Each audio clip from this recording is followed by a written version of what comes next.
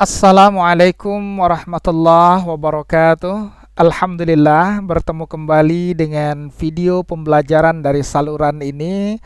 Bagi yang baru pertama kali menyaksikan video pembelajaran dari saluran ini, selamat bergabung dengan channel ini. Pada kesempatan kali ini, video pembelajaran akan membahas tentang pendidikan agama Islam kelas 12, yaitu tentang materi dakwah Islam di Nusantara, bagian yang ke-6. Nah, dengan tema perkembangan Islam di Kalimantan dan Maluku Utara.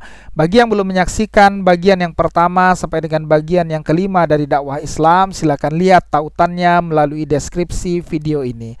Nah, pada video-video pembelajaran sebelumnya kita sudah membahas bagaimana perkembangan Islam di wilayah Sumatera, bagaimana perkembangan Islam di wilayah Jawa yang dimotori oleh Wali Songo, bagaimana perkembangan Islam di wilayah Sulawesi. Nah, pada kesempatan kali ini kita akan melihat perkembangan Islam di wilayah Kalimantan dan juga Maluku Utara.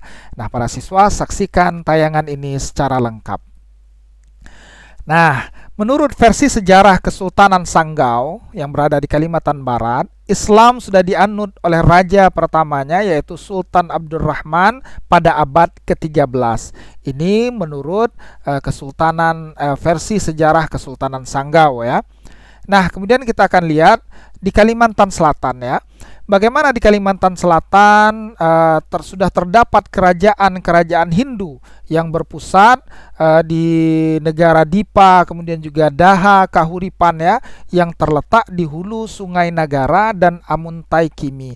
Nah, ini merupakan kerajaan-kerajaan yang berbasis agama Hindu.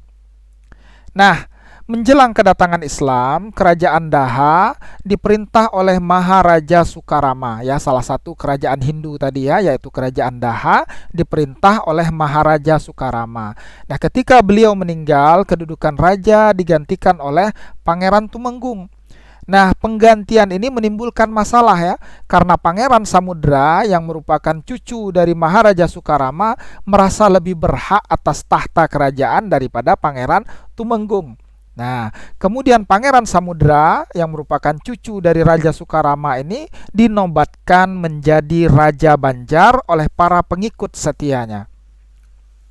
Nah, kemudian Pangeran Samudra meminta bantuan kepada Kerajaan Demak yaitu Sultan Trenggono untuk memerangi kerajaan Daha dengan perjanjian apabila kerajaan Daha dapat dikalahkan, maka Pangeran Samudra beserta rakyatnya bersedia masuk Islam. Nah, ini perjanjian yang dibuat antara Sultan Samudra dan juga Sultan Trenggono ya, untuk bersedia masuk Islam jika kerajaan Demak ini berhasil membantu mereka untuk mengalahkan kerajaan Daha.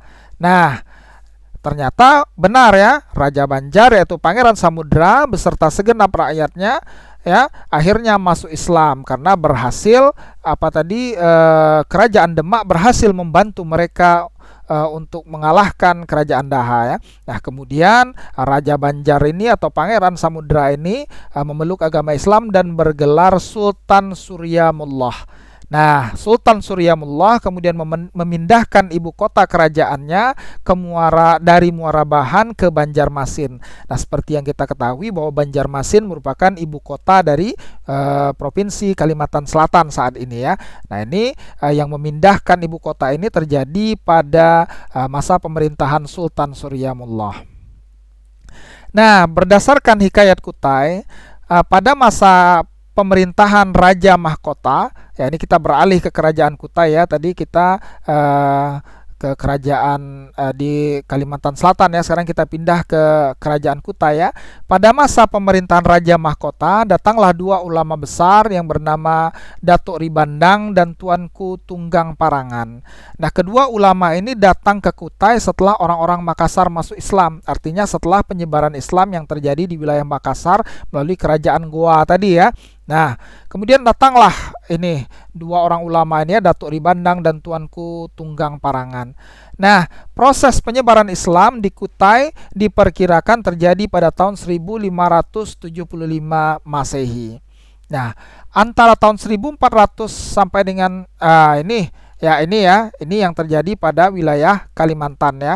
Jadi tadi yang pertama mulai dari Kerajaan Sanggau ya, kemudian Banjar ya dengan Pangeran Samudra atau Sultan Suryamullahnya, dan juga Kutai ya. Nah, inilah pusat perkembangan Islam, tiga kerajaan ini yang terjadi di wilayah Kalimantan. Nah, sekarang kita pindah ke wilayah Maluku Utara ya, Maluku Utara. Antara tahun 1400 sampai 1500 Masehi, Islam telah masuk ke dan berkembang di wilayah Maluku yang dibawa oleh pedagang muslim dari Pasai ya. Nah, ini kita berhubungan lagi dengan Samudra Pasai ya. Kemudian dari Malaka dan juga dari Jawa. Nah, raja-raja di Maluku yang masuk Islam, nah ini ada 4 raja, diantaranya adalah Raja Ternate.